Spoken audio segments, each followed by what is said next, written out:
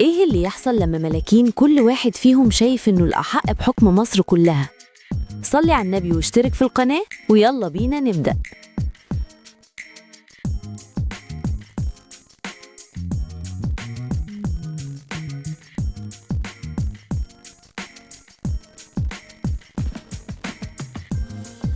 على أرض الكنانة جنب الأهرامات الشاهدة على التاريخ بدأت حكاية صراع التيجان، حرب ملحمية بين مملكة الشمال ومملكة الجنوب.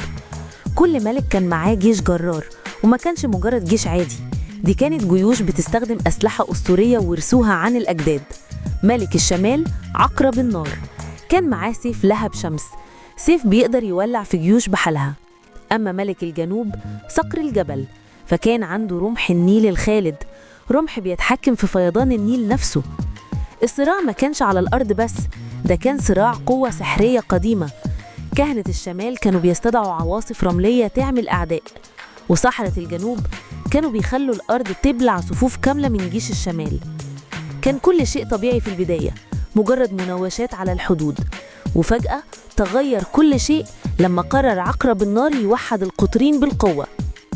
بدأت معركة غيرت مجرى التاريخ عند سفح الهرم الأكبر. السماء نفسها ضلمت من كتر السحر الأسود المستخدم، الأرض كانت بتترج من ضربات الأسلحة الأسطورية.